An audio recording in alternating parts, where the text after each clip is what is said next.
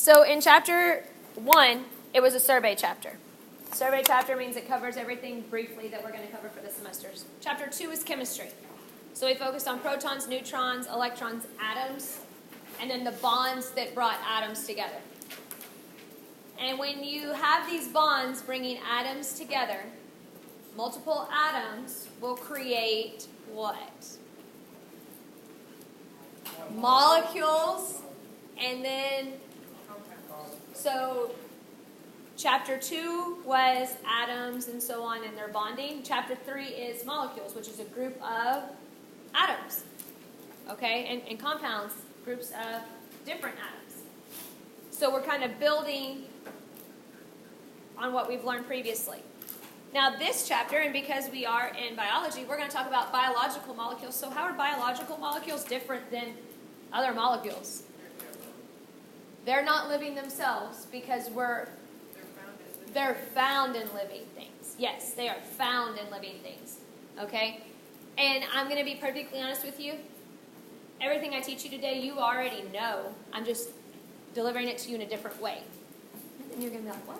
That's crazy. I never thought about it that way. So I'm not teaching you anything new today. We're talking about carbohydrates, lipids, proteins, and nucleic acids. And many of you already know that these are called macros. Some people even count them as far as their intake. So that's what this chapter is going to focus on. Bless you. It also says, so biological molecules I already addressed, but it says the carbon compounds of life. Why carbon? What does it mean when it has carbon? It's a lot. So we talked about the term organic. And when you use the term organic, technically all that means is it has carbon. So all living things have carbon. Organic means it has carbon. But, quick question, if it has carbon, does that mean it's alive? No. So make sure you can distinguish between those. Okay? So like carbon dioxide has carbon, but it's a gas. It's not alive. Okay? So if it's organic, it has carbon. If it's living, it has carbon. But just because it has carbon doesn't mean that it's life, right? Okay? So that we don't get confused there. All right, so why carbon? There's a couple of things I want to address on this slide. First of all, remember how I told you I want to give you all the terms that you could potentially hear that would be used interchangeably. I will tell you, if you know the language, meaning the terms that we're talking about in this course, you are 70% more likely to choose the correct answer on a test because you just know what it's asking you. Okay? So here, the first slide called them biological molecules. This slide calls the exact same thing organic molecules. So what I want to address is what they could be potentially called that means the exact same thing. So biological molecules are organic molecules. They are. And they're also called biomolecules. And occasionally they'll be referred to as macromolecules.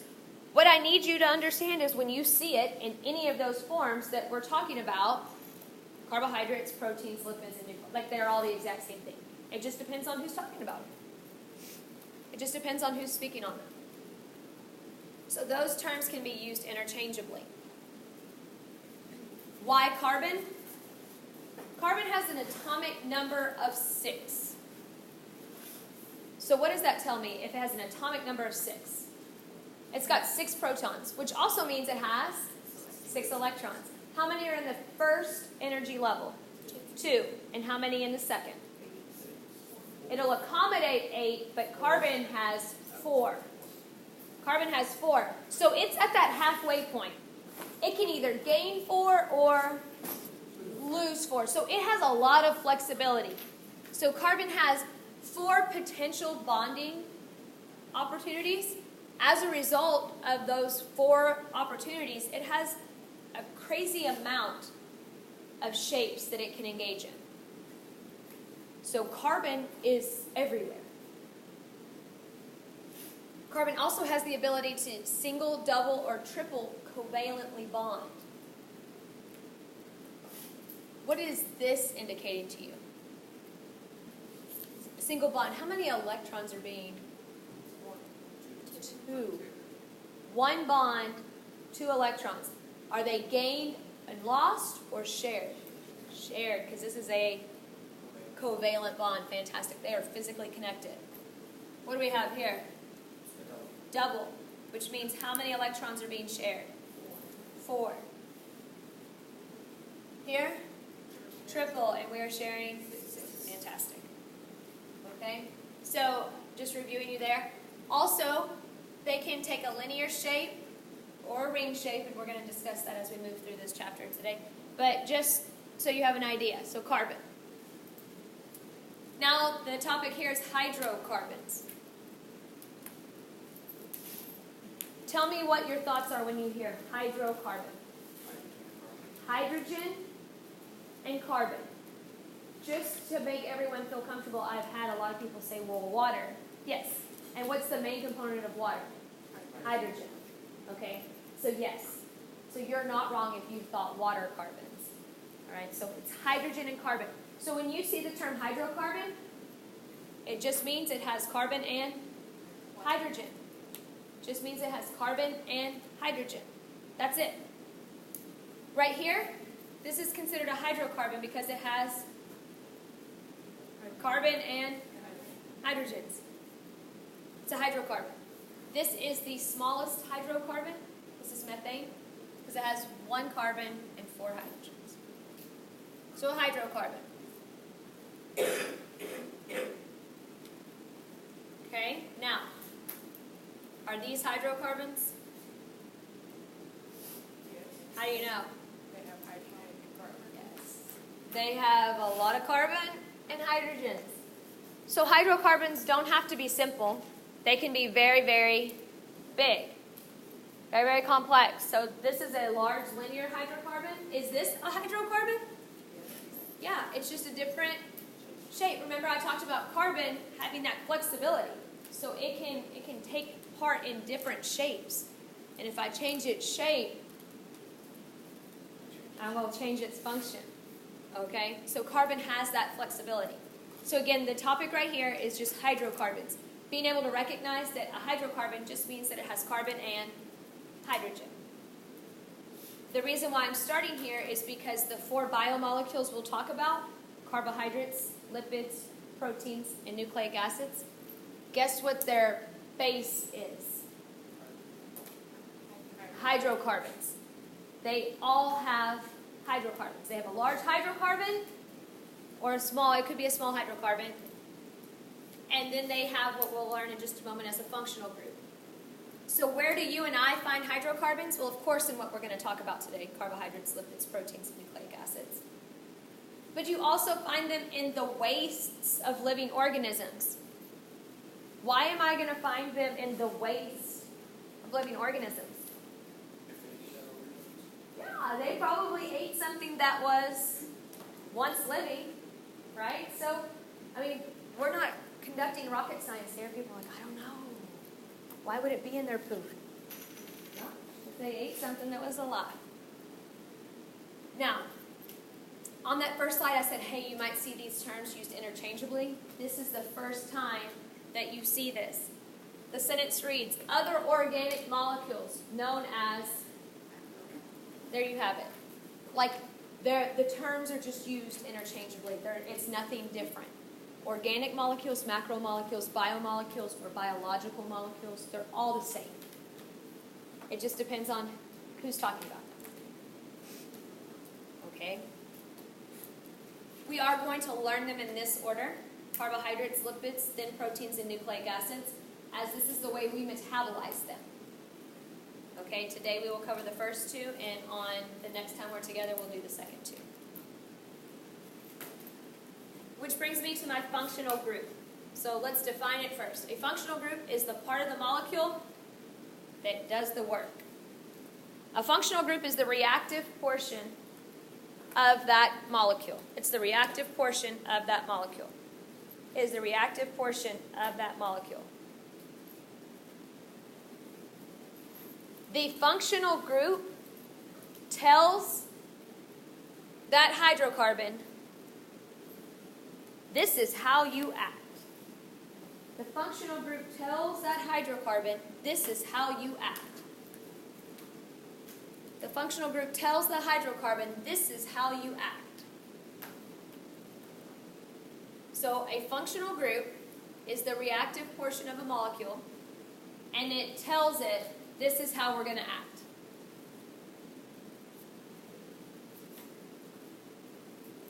So this is us defining them, and now I'm going to start to talk about applications. So functional groups, the reactive portion of a molecule. This table is out of the current textbook. If you have the notes off of eCampus, it uses the table out of previous textbook, which is totally fine. They have the same stuff. I like this one better because it has this. But I'm going to explain why. So my first functional group is called a hydroxyl group. You're going to have to build these next week. All right? A hydroxyl group is nothing more than an oxygen and a hydrogen. Hydroxyl group. When I add this functional group, what is this? This is a hydrocarbon. When I add this functional group to a hydrocarbon, this functional group tells this hydrocarbon you're going to act like an alcohol. And because we have this functional group, we're acting like an alcohol. These are the properties, these are the characteristics of this. This is how we act. So a hydroxyl group attached to a hydrocarbon tells it you're going to act like an alcohol. A carbonyl group, which is a carbon double bonded with an oxygen, when you attach a carbonyl group to a hydrocarbon, and in this case, when I attach it here, it will act like an aldehyde. I have that exact same carbonyl group, attached it to hydrocarbons, but in the middle, and it tells it to act a different way. Here's my question. Did the functional group stay the same? Is it still a carbonyl group? Yes. So why, if it's still the same carbonyl group, still the same functional group, why do these molecules act differently? The shape. Where I put it manipulated the shape. And if I can change the shape, I'll change its function. So these are both the exact same functional group, but they're applied in different areas. So as a result, this molecule looks different than this molecule. And because it looks different, it acts different. Okay? So these carbonyl groups, if they're attached on the end, you have them acting like an aldehyde. And if they're attached in the middle, they'll act as a ketone. And the properties and characteristics of those molecules will be there. Additional functional groups. Carboxyl groups. Again, I like this because these are using the exact same colors you and I will have next week. And so when I say, hey, I need you to build a carboxyl group, you can come back to this and you see it and you know exactly what it looks like. Okay, so it's going to help, especially in the learning and the application. So carboxyl group looks like this. When I attach it to a hydrocarbon, it acts like a carboxylic acid. And here are the properties of it. So in all of these we have hydrocarbons, but we add a functional group and it tells that hydrocarbon, this is how we act. This is what we do. If you have this on you, this is the way that you act. Functional group. Here we have an amino group. An amino one is the first one we see, nitrogen. Does anybody know where I find aminos? Proteins. Amino acids. But proteins. So proteins have nitrogen as well. So I have my hydrocarbon and I put an amino group, and this tells it you're going to act as an enamine, which is an amino derivative. And these are your properties, their characteristics. Okay? Again, the functional group is the reactive portion of the molecule. This is the end of that diagram. You and I will not have to be familiar with sulfhydryl groups, okay? But I didn't want to cut it off because I cited it. But here is a phosphate group. These phosphate groups, we call them PO4s because that's what it is. A phosphate and 4 oxygens. When they attach to a hydrocarbon, they create nucleotides which are the building blocks for nucleic acids. And what are nucleic acids? Anybody remember? DNA. So when we get to DNA, we'll talk about these phosphate groups. But the content or the context I had to teach you right here was what a functional group is. And I gave you some examples. I showed you how they attach or where they can potentially attach. And does their attachment point matter? Does it matter where they attach? Yes, because it impacts the shape. And if it impacts the shape, it'll impact its function. Fantastic. Okay? Next content. Isomers. Clarification point. Before we move forward. We've already discussed an isotherm. What was that isotherm we've discussed? Isotopes. Chapter 2, isotopes means it has a different number of neutrons. So I just want to pull it and chunk it right there.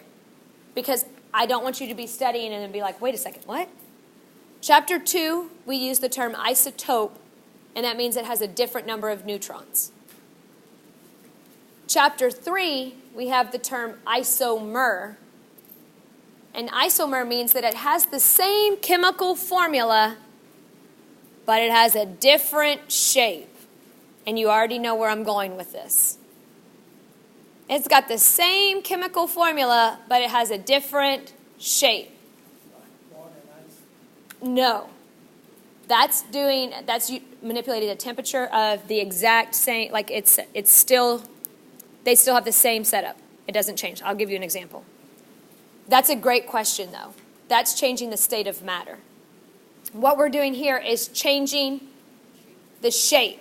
And if we change the shape, you already knew it. That's where I was going to go with it. So we have two types of isomers. So again, the definition of an isomer. It has the same chemical formula, but a different structure, different molecular structure. Okay? Isomer.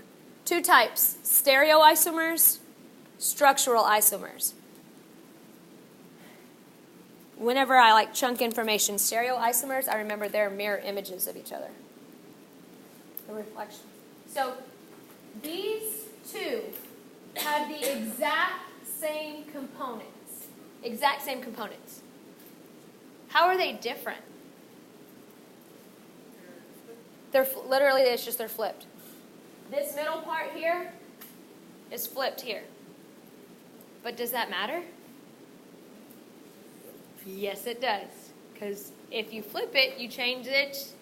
So you change the way it functions, the way it acts.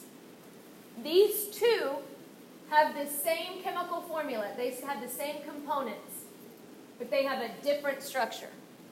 So they act differently. Stereoisomers are mirror images of one another. Over here I have structural isomers. And I love this example because you are actually going to build these two next week first. Then you're going to put them in their ring structure second. And then you're going to see them on both your lecture and lab exams. So I really want you to pay attention to the example as I explain it. These are called structural isomers, which means they have the same chemical formula, but they are shaped differently. They have a different structure. Right here is glucose. Glucose has a chemical formula of C6H12O6. 6 carbons, 12 hydrogens, and 6 oxygens. C6H12O6. They are organized like this.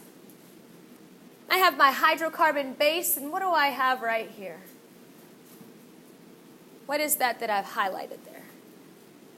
That I just taught you on the previous slide. You don't have to tell me specifically which one it is, but what is it? Functional group. This is a functional group. So I have this base, and here's my functional group, and this functional group tells this molecule, you're going to act like glucose. And it's like, okay. Here I have fructose. Fructose's chemical formula is C6H12O6. So it has 6 carbons, 12 hydrogens, and 6 oxygens, just the exact same as glucose. Exact same. But when I arrange them, what is different? The placement of my functional group. And it's clearly highlighted on this slide so that you're like, oh, okay, I see it. Does it matter that I took that functional group off of the first carbon and put it on the second one? Yeah, it matters. Because it changed its shape. And it said, oh, well, the functional group here, this tells you that you're going to act like fructose. And this is the way fructose acts. So do fructose and glucose act the same? No, they don't. Because they're not shaped the same. Can they do the same thing?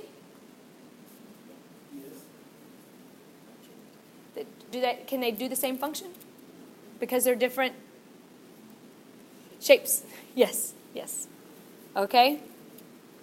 So, they have the same chemical formula, but they're structurally different. Isomers.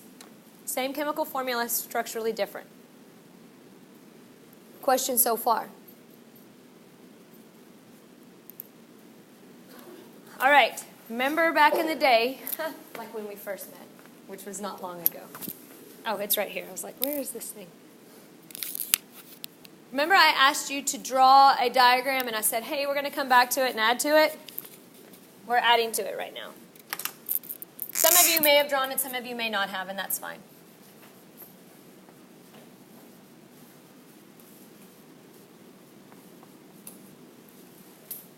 It's when I discuss metabolism. And we define metabolism as being what? In order to be metabolism, what does that mean? It's just chemical reactions. It's a series of chemical reactions. And there were two main types of chemical reactions we discussed. What were they? Anabolic, which means to do what? Build up. Yes, I'm going to do that right here. And the second type of reaction is catabolic, which means to break down. Fantastic.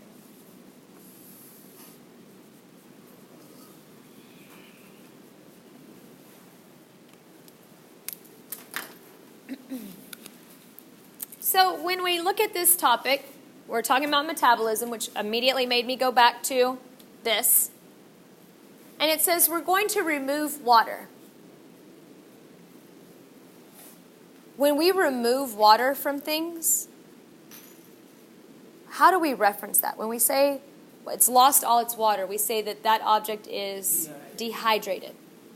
So we will use these terms. But let me explain what this diagram is showing you here. Here, and this is a sugar. Every sugar will either be a pentagon or a hexagon. So this is a sugar. And you'll learn that as we continue to go through this chapter. But this sugar and this sugar want to form a bond. In order for them to form a bond, we have to remove one water molecule. So I'm removing H2O. What is this arrow here indicating to me? This is the way that the reaction is going. Okay, I'm going from here to here and not the reverse. So it's showing me I'm going this way. So I took this H2O out, and here it is. And as a result of removing it, I've created a bond. By dehydrating it, I created a bond. Is this an anabolic reaction or a catabolic reaction? How do you know it's anabolic? I brought them together. Physically, I removed water, but I created a bond. So I'm building up. Whenever we remove water, we dehydrate. I'm going to use a different marker. This one's dried out. We dehydrate. This is considered anabolic. Do you remember what the word synthesis means?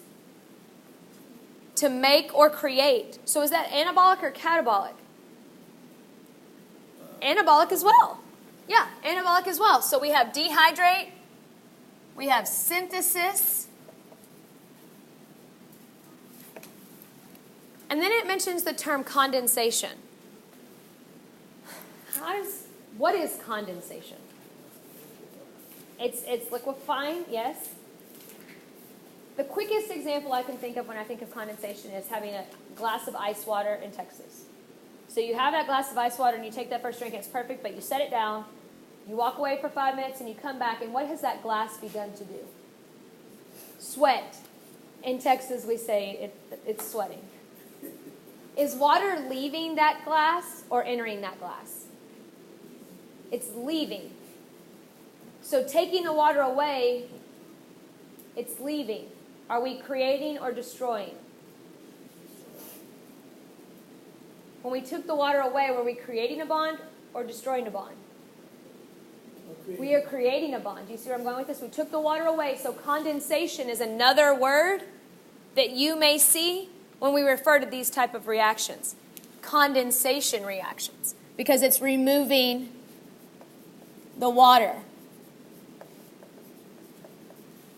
If you can learn the terminology, you'll be able to answer the questions. Now, back to my diagram for a moment. So here I removed one water and I created one bond. If I want to create another bond, what am I going to need to do? Take another water, like literally one molecule of water, an H2O, not a bucket of water. One H2O molecule needs to be removed for every bond. It's a 1-to-1 ratio. So if I need to make 16 bonds, you already know I should have 16 waters that I am taking away, that I'm removing. Okay?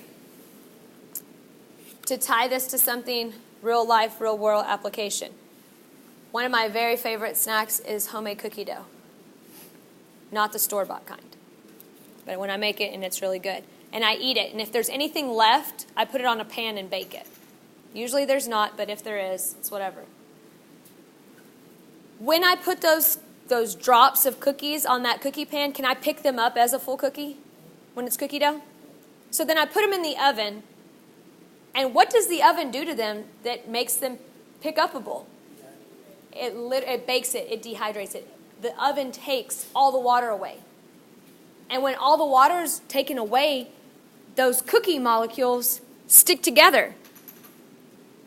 They've created a bond because they were dehydrated. And so once I pull those cookies out of the oven, it's a full, can I pick it up? Yes, because it's all stuck together because it has been dehydrated. So when I'm trying to build something up or create bonds, I'm going to dehydrate it. It's a synthesis reaction. Synthesis means to make or create. Or it's a condensation reaction where I'm removing water. You see where I'm going with that? Okay? Now, if dehydration and removing water helps me to create bonds, what do you think I'm going to do to destroy them? I'm going to add water. In the reverse order, I have these bonds already made. I have this large molecule, and I want to break it. If I want to break one bond, I'm going to add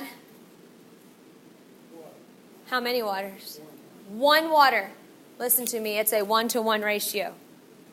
If I want to break 5 bonds, I need to add 5 waters. 1-to-1 ratio. So I break this bond with 1 water, I add H2O, and it separates it. These two are no longer connected. I want to break this bond, I add water, it separates it. They're no longer connected. Is this reaction catabolic or anabolic? Catabolic. We call this reaction hydrolysis or hydrolysis.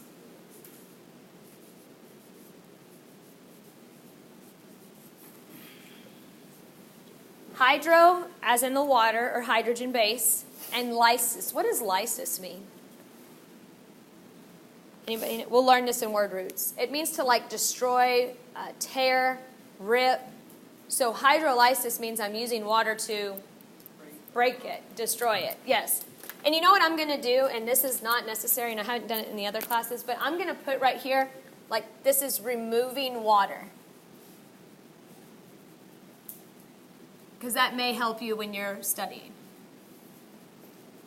I'm going to put H2O. I'm going to put here, adding water.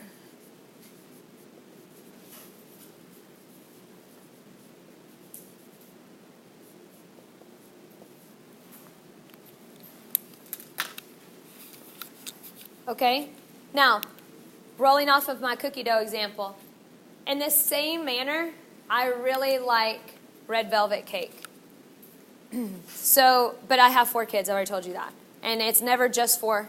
They always have a friend or my nieces and nephews are over. I like to be the aunt where you want to come to my house. I like to be the aunt that has the good food. That's me. So I make a red velvet cake, and my 16-year-old daughter, she'll be upstairs, and she'll text me, "Are you cooking something?" No, I'm not. "Oh, it smells like you're cooking." I already know what's going to happen, so I tell them no. Okay? I make my red velvet cake, and I know it's against the rules, especially if you're a seasoned cake maker, but I put the icing on as soon as I pull it out of the oven. I know it melts it, and I know it's runny, but listen to my purpose. I have to cut out that middle piece of cake and hide it in the center. That's the piece that I want. As soon as Kyla realizes that I made a cake, she'll walk downstairs. "I thought you said you didn't make anything." "Okay, so I made something." "Mom made cake." And then it's like, everybody. But I already hid my piece. So I know that you guys are all really great people at your house and citizens. And if you're a mother, your kids are perfect. And if you're the kid, you're perfect. And you cut out your piece of cake, and you put it on a plate, and then you get a fork, and you go sit at the table, and you eat it. That's awesome. My kids don't do that. I lay that glass pan on the counter, and they all show up, and then somebody opens the drawer of silverware, and they go for forks, and if the forks didn't get washed, they just grab spoons, and they stand there and eat out of the pan. Sometimes like 12 of them, right? Just like, and I'm like, Okay? And then, as the good citizens that you are, your children are, when they're done, they wash their dishes and put them in the dishwasher. My kids don't do that. They all just leave their forks and spoons in the pan, and then throughout the rest of the day, they may walk by and take a bite and then walk away. But whoever takes the last bite is always got to be the sneakiest. Because in our house, if you eat it, if you take the last bite, what do you have to do? Wash the dishes. I don't know how they do it. It's like there's a whole cake there, and then I come back an hour later, and nothing's there, and the dish is still there. And I'm like, I cooked. You have to clean. Whoever took the last bite's cleaning. Everybody says, "It was not me." That jerk who still lives at my house, not me. I cannot find him anywhere. But I'm like, I'm not washing that pan. So I leave it with all the forks and spoons in it. And that's all good and well until my husband comes home the next day from the fire station. And he's like, "Does nobody do dishes around here? Who ate the last bite?" Is somebody gonna? Nobody washes it. It's always me. It's always me. So that pan has sat out overnight. What did that cake, the remnants of that cake, what did they do? They dehydrated. So they're stuck to my pan. True or false? Yeah. So it's super bonded. And when I go get that little scrub pad, does it just come right off? No. No, which is why I hate doing dishes. What do I have to do to that pan? I need to soak it. I need to add water. Does anybody know how long you really have to soak it for? That's what I say. It's 5 minutes. Shoot the science. So you put it in the water and you let it soak. It really only takes a few minutes. But I say, that's going to need to soak for a while. And then I disappear. I know that doesn't happen at your house. But that's how it happens at our house. And when I do finally go back to do it, those those cake molecules, they just fall right off. Because I added water, they all broke down. They're destroyed. So adding water destroys those bonds. Taking water away creates those bonds. You see how I explained that there?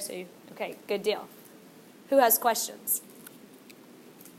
Fantastic. So, when you see the term poly, what does that make you think? Many. And what about mono? One. Okay, so if I have a lot of monos, a lot of singles, and I dehydrate them, and I get them all bound together, a lot of monos together make a poly. And if I have a big poly and I add water, it breaks up into monos. So poly is many, monos are one. Now, using the terms we just wrote, if I have these two monos and I want to create a bond, what type of reaction do I conduct? Dehydration. Dehydration. If I had two monos and I wanted to create a bond, I dehydrate it. I take a water away. 1 water per bond. If I wanted to add 5 more monos to that, how many more waters would I need to remove? 5. I would have to dehydrate it 5 more times to create 5 more bonds.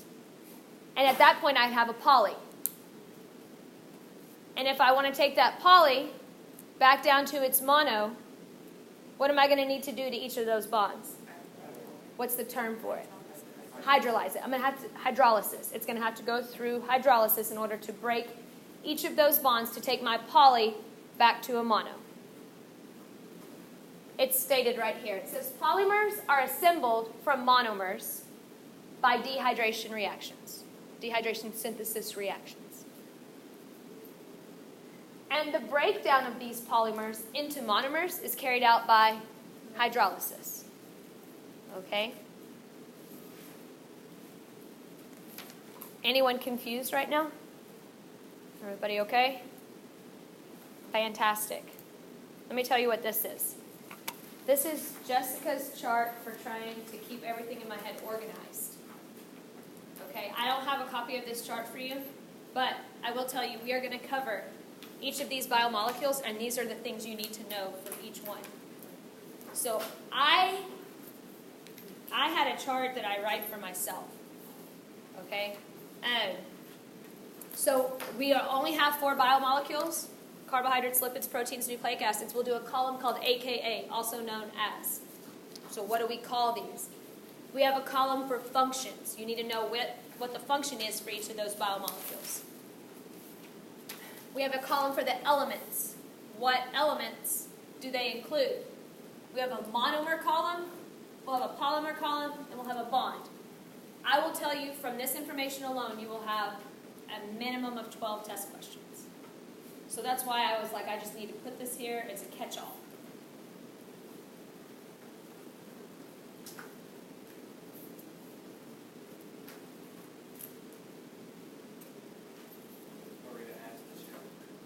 We're going to do these 2 today, and then we'll do these 2 on the next day we're done.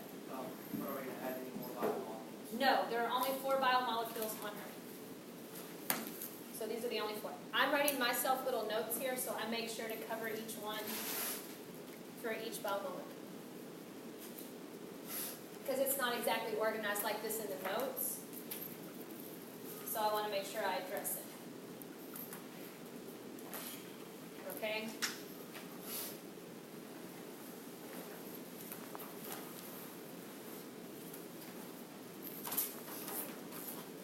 So, my first biomolecule, carbohydrates. What is carbohydrate a fancy word for? What are carbs? Bread. It includes breads and starches, but they're sugars. Carbs are sugars. When you hear carbohydrate, that means sugar. That's literally what it means. So the AKA for carbohydrates is sugar. People are like, no, like bread. Yeah, but bread is made of sugar. Pastas, sugar. All of it. If it's got carbs, it's got sugar. So when you're on a low-carb diet, you're truly just trying to cut out sugar. And you can do a lot of that by taking out breads and pastas because they have a whole lot of sugar. But then you drink your Dr. Pepper. Anyways, I'm not here to analyze your diet. So, carbohydrates are also known as sugar. They are the most abundant biological molecule. Okay, and their main function, energy, fuel and energy. This is going to, so the AKA box is full with sugar. For its function, they're good for fuel, like sources of fuel and energy, but I'm also going to teach you we use them for structure. So energy and structure for function for carbohydrates.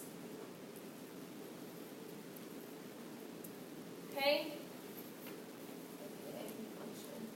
The elements in a carbohydrate. Carbon, hydrogen, and oxygen. Listed right there. The elements are carbon, hydrogen, and oxygen.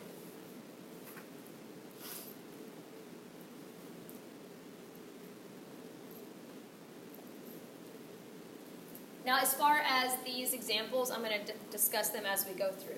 So what I would get from this slide would be carbs, also known as sugars, although that's not written there. I would have the function as being a source of fuel or energy, and they're also used for structure. And then the elements, carbon, hydrogen, and oxygen. Now, mono means what? One. And saccharide means sugar. So the monomer for a carbohydrate is a monosaccharide, which means it's just one sugar. So the smallest a carbohydrate could be is just one sugar, because a carb is a sugar, so the smallest it could be is a single sugar. Okay? Here are some examples of monomers. I have a question. If I have two monosaccharides, so two single sugars, and I want to join them together, I'm going to dehydrate them. And I went from having two monosaccharides to having a almost poly di, which means two. This does not go on your formal chart. There's no space for it on your chart, but you do need to know it for the test. This is the only biomolecule that we have this extra information for. Okay? But this is so I can reiterate the process. So a disaccharide, di means two, saccharide means sugars, means that we have two sugars together. So the monomer is a monosaccharide. And when I have two monosaccharides, and I want to join them together, I remove one water. Like you said, I dehydrate them. And as a result, the reaction goes this way. These two sugars are joined together, and there's the water that I took out.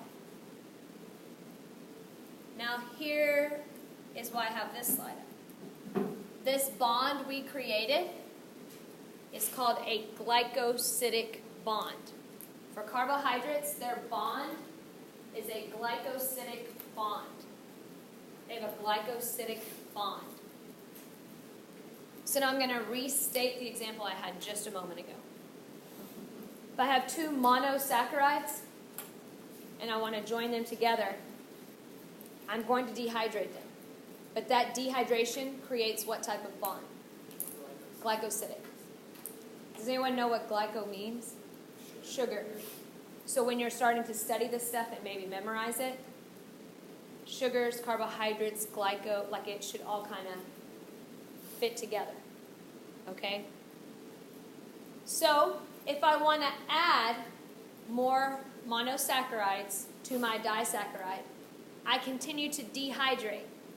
What type of bonds am I creating? Glycosidic, because it's a carbohydrate. Every single time I dehydrate carbohydrates, I'm going to form a glycosidic bond.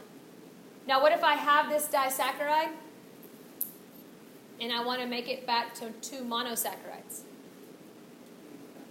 I'm going to add how many waters? I have 1 bond. I have a disaccharide, 1 bond, so I need to add 1 water.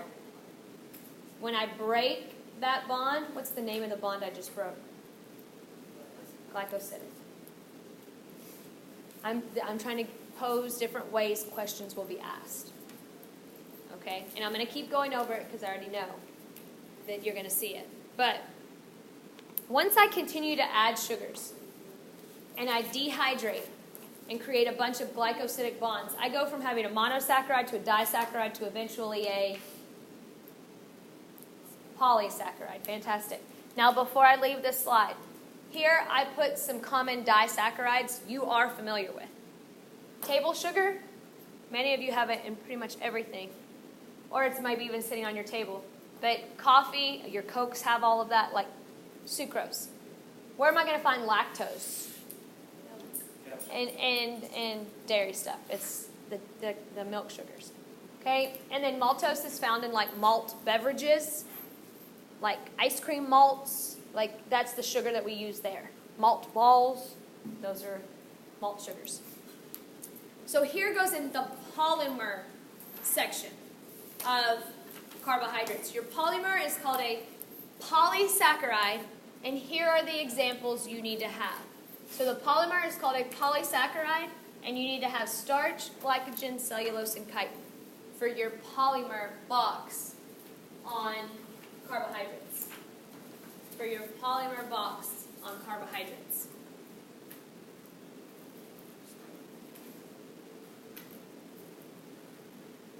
So the polysaccharides are the polymers for carbohydrates, the really large carbohydrates.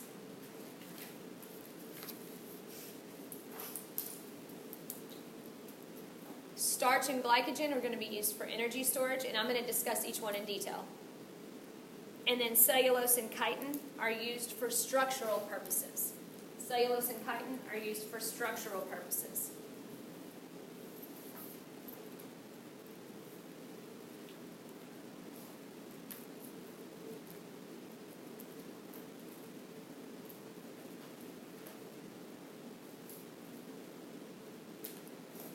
Now let me explain.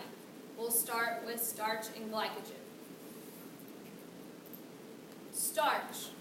If it has starch, it came from a plant. If you're like, oh, starch, plant. Plants make starch. That's how they store the sugar.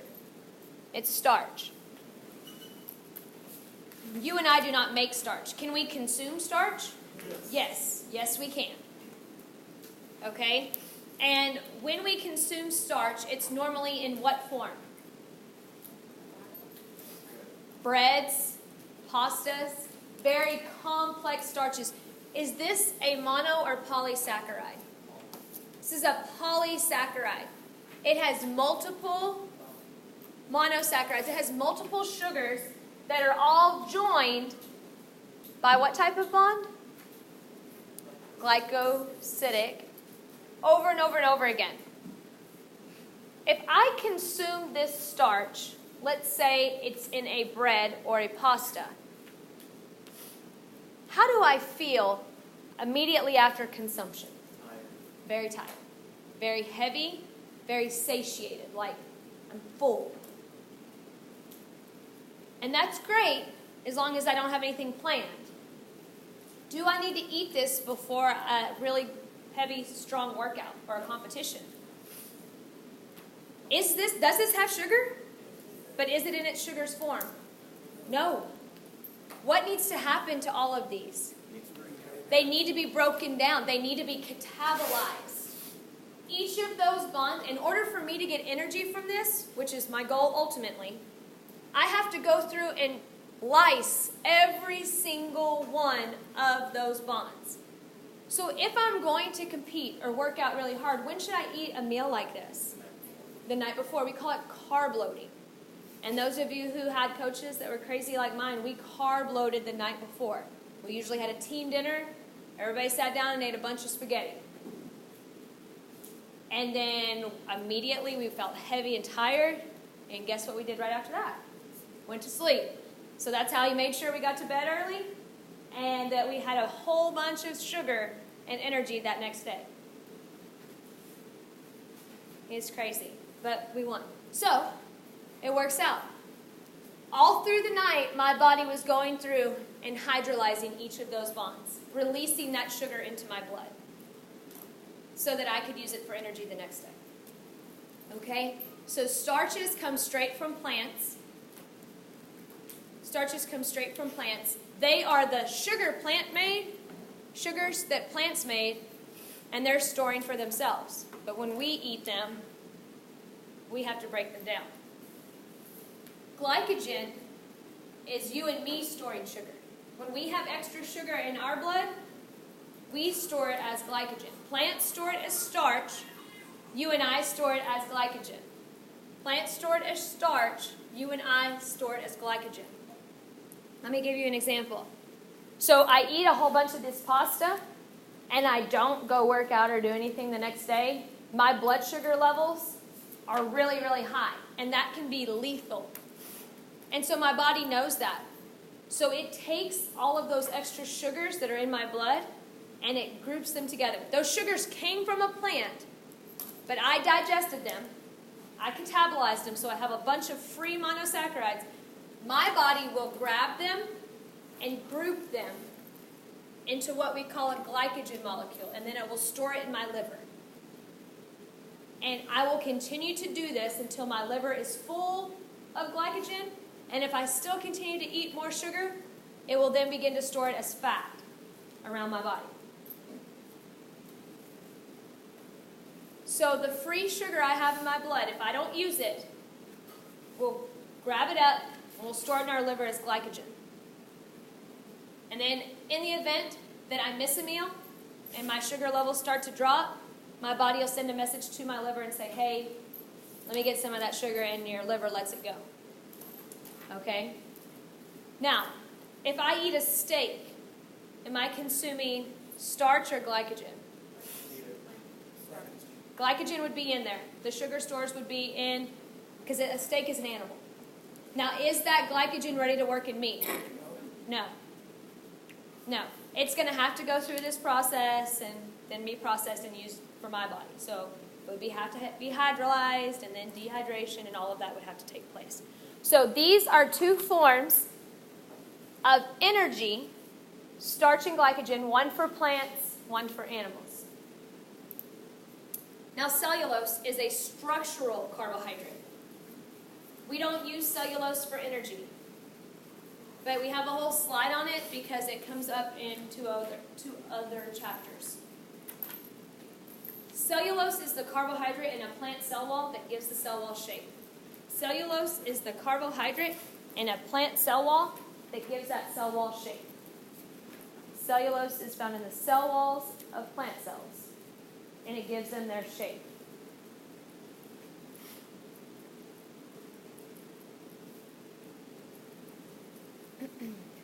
With that being said, to you and I, cellulose is completely indigestible. You and I cannot digest cellulose. So it reinforces plant cell walls, and we eat plants. But what am I basically telling you right now? You eat plants, but you can't digest them. You are incapable of digesting a plant. So why do we even eat them? They're full of minerals, first of all. They're full of minerals, and some of them even vitamins. So when we chew them, we leach out those vitamins and minerals, and also any water that's stored in there our body will use. But can we break down the broccoli stalks? No. Can you break down corn? No. Lettuce? No. It makes its way through your intestines acting like a broom. and it sweeps off all the junk on the side of your intestines, and it pushes it towards your rectum. And the closer it gets to your rectum, the closer it is to release. We don't want that junk in our intestines. The more cellulose you consume, the more you poop. The more you poop, the healthier your intestines. Now, diarrhea does not count as a poop. So if you're like taking Lasix or something, I just want to make sure that everybody understands what I'm saying. I'm talking about solid, meaningful poops, okay? You need 2 a day, and if you don't have them, goals. But you're eating these fruits and vegetables, you can't digest them. You leach out the nutrients, and they sweep out your intestines. And they're what we call roughage or fiber. When you eat a high-fiber diet, that's what that is. When your kid comes to you, or when you wonder yourself, why does the corn come out looking, why is there corn in my poop? You can't digest it. You can chew it up, but you can't digest it. So we eat those for fiber, for roughage, to help clean out our intestines and keep us healthy, but we don't get much from them. Okay? So cellulose is indigestible, and this doesn't just apply to us. No animal has the ability, and even herbivores like cows who eat just plants, they have 4 stomachs. They're called rumen. And so they'll chew it, they'll swallow it, then they'll regurgitate it, so they'll throw it up, and they'll chew it again, goes to the second stomach, regurgitates, chew it 4 times. That's why cows are always chewing. Like when they're looking at you and they're like, that's what they're doing. They're chewing their throw up. Nasty. No, but they have to because they don't eat meat.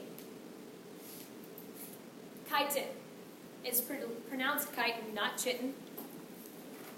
Chitin, in biology, will have 2 applications. When you see chitin, it will either be because you're talking about fungus or you're talking about arthropods. And let me remind you what an arthropod is. An arthropod is a grasshopper. An arthropod is a wasp. An arthropod is a shrimp, a crawfish, a lobster, anything that has its skeleton on the outside. Okay? So chitin applies to fungi because it's the component in their cell wall, and also to the exoskeletons of arthropods. Now, it is a carbohydrate that reinforces those cells. It is a carbohydrate that reinforces those cells. It makes them stronger. So when you step on something that has an exoskeleton composed of chitin, it makes a like a crunch sound. I'm not really good at that crunch sound there. It was pretty lame. Kind of sounded like a radio sound. But like a...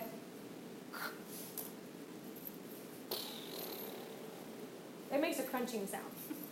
And that crunching sound that you hear, or like when you crack crab legs, that crackiness, is because of the chitin. You're breaking those chitins within those cells. Not the chitins. You're breaking the cells, which is snapping that chitin. So when they're like, why does it always make that sound when I step on that bug, chitin? Why does my corn come out looking like corn? Cellulose. You know the answers to these crazy questions that people ask. You're smart. Questions on carbohydrates. The last 2, cellulose and chitin, are not used for energy. They're used for structural support to reinforce cell walls. Next biomolecule, lipids.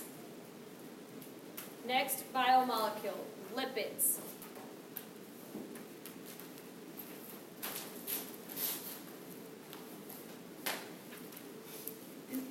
These 3 right here will go in your polymer section. These are the polymers that we will study for lipids.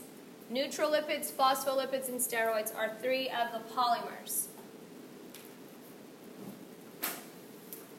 Anybody know what the AKA is for lipids? Fat. Fat. Fantastic. Lipids are also known as fats. Lipids are also known as fats. Now, can you read that first statement up there and understand what it says? So please read it. And raise your hand if you understand what it says, please. I'm not going to ask you to say it out loud, so I just want to know, do you understand?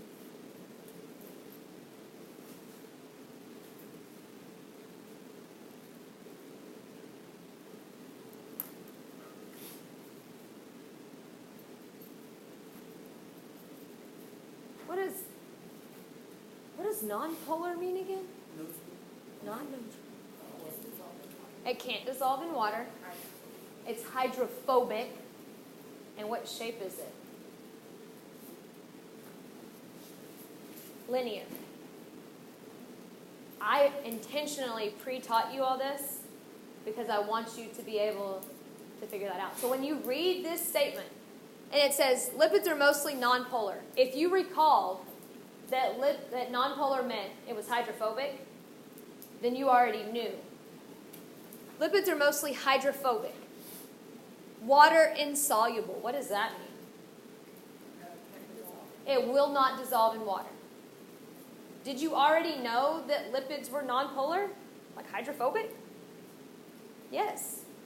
My goal is that you start to read this stuff and you're like, okay, yeah, got it. Because if you can understand the language, you have a 70% chance of getting that question right. You can understand what the question is asking. If you studied, it should be 100%. If you didn't, you know what it's asking, but you don't know the answer. Okay? So these are the three types of lipids. The monomer we're going to study will be triglyceride. The monomer for a lipid will be the triglycerides.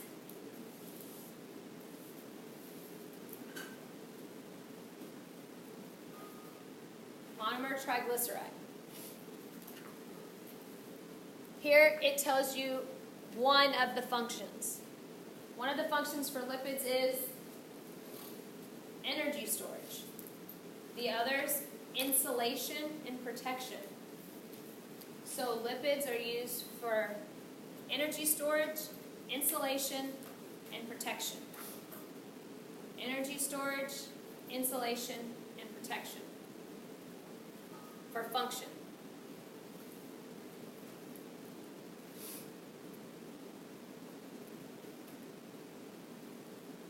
Now, the monomer is a triglyceride, which means I have one glycerol molecule and 3 fats. Okay? Now, for me to attach this fat to this glycerol, what am I going to have to do? If I want to create a bond, I'm going to have to remove 1 water to create 1 bond. And if I want to add this fat to this glycerol, I have to remove 1 water. It's literally a 1-to-1 ratio. So these triglycerides are formed by dehydration synthesis. Does that make sense to you? The name of these bonds for a lipid, they're called ester bonds. Ester bonds. For a carbohydrate, they're called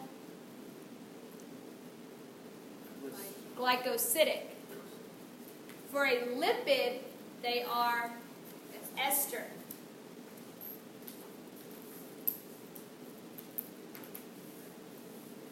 For a lipid, they are ester.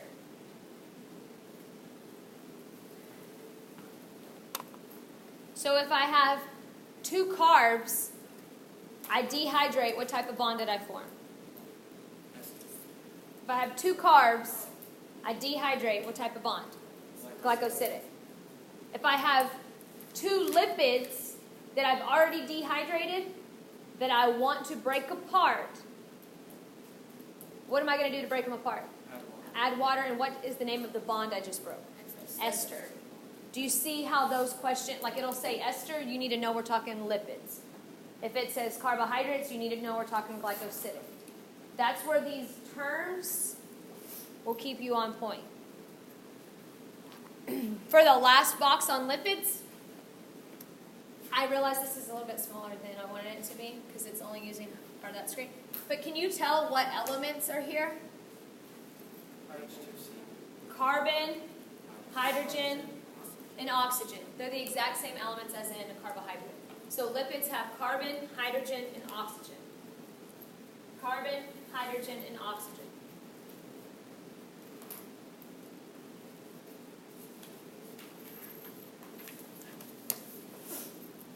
Okay. This is not going on your chart. The concept I have to teach you is the difference between a saturated and unsaturated fat. Okay?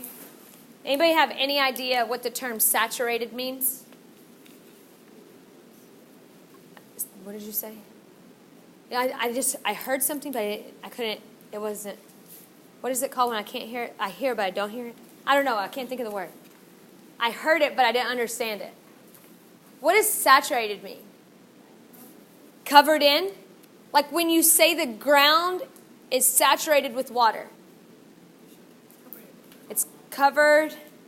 It has over more than It has more than, it is what we consider full. It is packed. It has more than enough. It's saturated. You can't add more. It's over it. Saturated means it's full. So, when I have a saturated fat,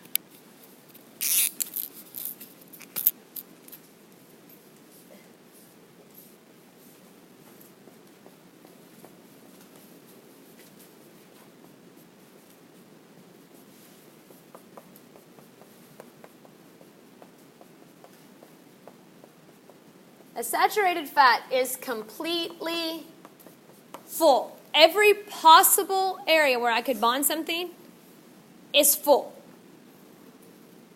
As a result of this fat being saturated, what shape does it have?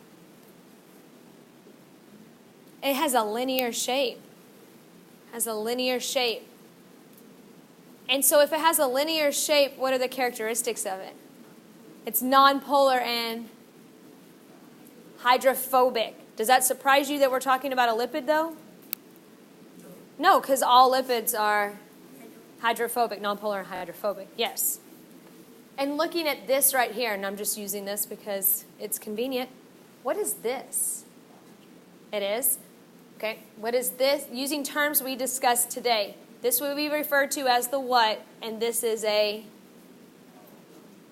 functional group. This would be the hydrocarbon. This would be my hydrocarbon. This is the functional group. What is this telling this? This is how you need to act. These saturated fats, because they're full, have a linear shape. They're nonpolar, so they're hydrophobic. Saturated fats at room temperature are solid. So when I have these saturated fats in my blood vessels, because they're linear, when they get to smaller vessels, they're full. When you're full, do you even like to bend over and tie your shoe? No, I don't. I'm like, I'll just kick them off like this. Just because it's uncomfortable. When you have these saturated fats going through your blood vessels, they get stuck. They get to those smaller vessels, and they won't bend or flex because they're full, so they get stuck. And then what happens as other fats head this way? They also get stuck. And they eventually cause an occlusion or a blockage of that. But that takes us into anatomy. But saturated fats. Okay? So if saturated means full, what do you think unsaturated means? Not full. It's not empty, but it's not full. So in order to be unsaturated, I just have to open up a bond. So no longer am I full. This is what I would call a mono-unsaturated because I removed one. If I removed many, what do you think I would call it? Polyunsaturated. Now let's talk about what happens when you unsaturate a fat, because you're going to have to do it. When you unsaturate a fat, it goes from being completely linear to slightly kinked. I didn't say bent, because then it would be hydrophilic. But it's slightly kinked. So it changes from being a solid to liquid in nature. Is this still hydrophobic? Yes, because it's a lipid. But it's liquid in nature. So whenever it's going through my blood vessels, it's less likely to do what? It won't stick because it flows with the blood. It flows with the fluids versus something that's saturated that can't. Okay? So the difference between a saturated and an unsaturated fat is how many hydrogens are there. A saturated fat is completely full, and unsaturated fat has a few openings. And the more unsaturated, the more liquidy it is. Okay? Questions on the difference between saturated and unsaturated? Okay, other applications of where we see these lipids. First of all, you and I use lipids for energy. We get far more energy from lipids than we do from carbohydrates. The purpose of a low-carb diet, the very first biomolecule you burn is a carb. Your body likes carbs because they're easy. You like carbs because it's sugar. So you have this like-like relationship. But when you're on a low-carb diet, you cut down the number of carbs. You force your body to use what for energy? Lipids. So a low-carb diet means that I don't have enough carbs for energy, so my body's going to use lipids. We metabolize them in that order. If you decide you're going to work out right now, the first part of your workout will be run on carbs.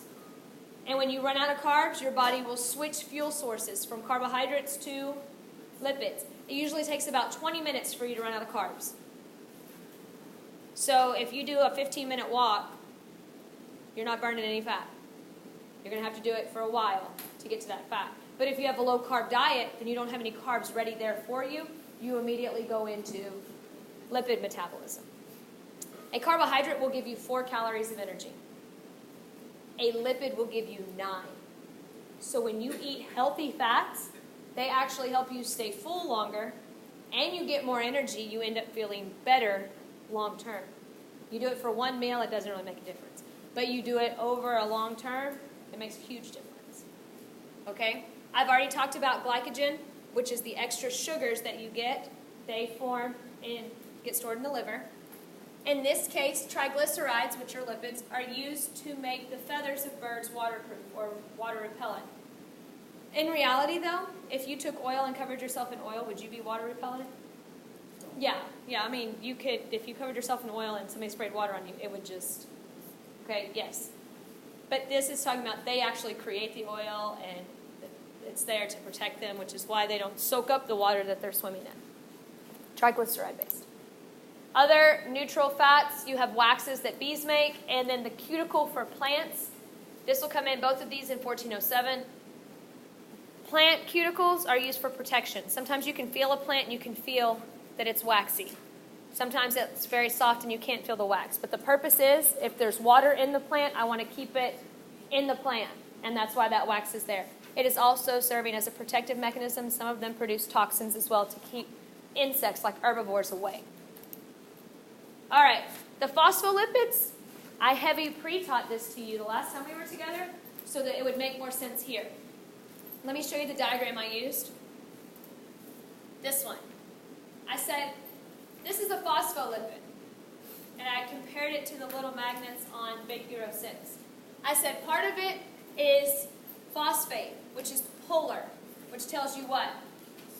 Hydrophilic. It likes water. And part of it is nonpolar, which means it's hydrophobic. And when it's outside of water, it does nothing. But you put it in water, and it immediately lines itself up. Okay? We discussed that. Do you remember where I told you we find these? Cell membranes, which were also called plasma membranes, biological membranes, and something else. Phospholipid bilayers. Here, it shows you hydrophilic, hydrophobic. I love this diagram because it shows you that it's truly on every cell. It's three-dimensional. A plasma membrane is present on every single cell. Whether you're human or bacteria or dog or fish, we all have a phospholipid bilayer. Okay? So I'm going to go back to the word slide. This is what I pre-taught you, just in writing. So phospholipids provide the framework for biological membranes. Remember, a biological membrane is nothing more than the cell membrane. Plasma membrane, phospholipid bilayer, all the exact same thing. Part of it is hydrophilic, Part of it is hydrophobic. When we put them in a polar environment like water, they immediately line up into a bilayer. So all of this is in writing. Okay? I heavy pre-taught it so that I knew we would kind of be able to touch base with it today. Any questions on phospholipids? Okay? Last lipid, steroids. Let me tell you how steroids work. So you have cells that are composed of, the cell membrane is composed of a phospholipid bilayer, so it has a large lipid component. And there are two ways that things can be communicated in your body. Proteins or steroids. So they're either protein-based or fat-based, unless you're using electricity. So here's my cell, and whenever I send a message that's protein-based, that message gets down to my cell, and here's the protein, and here's my phospholipid bilayer. What does my bilayer say to this protein? I'm going to tell you what it says. It's like, you're protein, I'm fat. I don't think so. Oh, but I have a message for you. I'll take your name and number, and we'll get back to you at our convenience. When you use protein communicators in your body, which you do, it takes longer for the message to get conveyed and then actually interpreted, because proteins can't get into your cells. But steroids, they are based on lipids. So let's say you have strep throat, and you go to the doctor and they give you an oral medication. How long until you start feeling better? Yeah, 2 or 3 days, all right, before you really start to kind of pull yourself around. But let's say you go to the doctor and like I always tell the doctor, I don't have time for all this medicine. Shoot me up. Give me a steroid shot. Because I already know how it works. Steroids are fat-based. When they inject those steroids into my body, they go straight to the cell membrane, and what does my cell membrane say? I'm fat, you're fat, come on in. And after a steroid injection, how long is it till I start to feel relief? A few hours. A few hours and you start to kind of, because they can communicate faster. Because they're fat. And fats like fats. That's truly the difference. And that takes us more into A&P if I kept going. So I want to explain what we mean here. Because steroids are lipids, they can get straight through our cell membrane and their impact will be quick. There are different types of steroids like cholesterols. You've heard of those. Phytosterols here. Phyto tells us it's plant. So like phytoplankton, that's all plant. Okay? Types of steroids. But here we have it, steroid hormones. The difference is estrogen and testosterone. Estrogen and testosterone. Which one of these will be selected against? Why will the male be selected against? I know they are kind of stupid. He can reproduce, but why, if I was looking at these two, why would I say there's a greater chance of that male being selected against? He's easily to spot. He can easily be spotted. Right? So if you're a hunter in Texas during duck season and you see something like that, you're like, right? But why do they keep coming out this color if they're going to be selected against?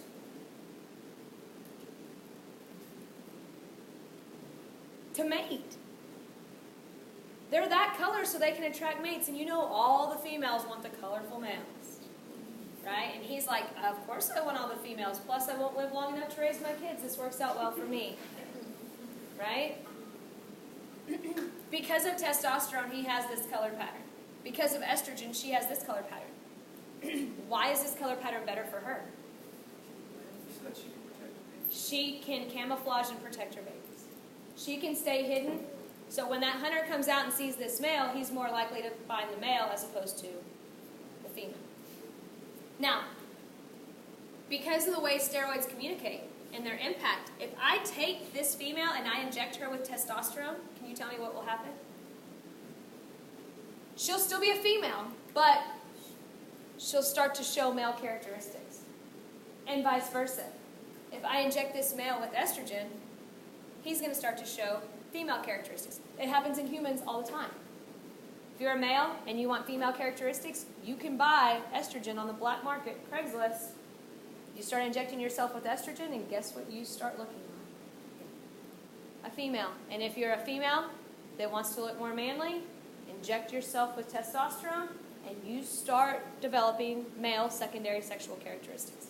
Facial hair, broader chest, body fat disposition, all of that can be done like that. We can even give male prolactin, which is the milk-producing hormone, and they can lactate because they already have mammary glands. It's just testosterone that keeps them small. So you put estrogen in them, and those mammary glands swell up real quick. Don't do it. I'm just saying. All right. That ends lipids for us.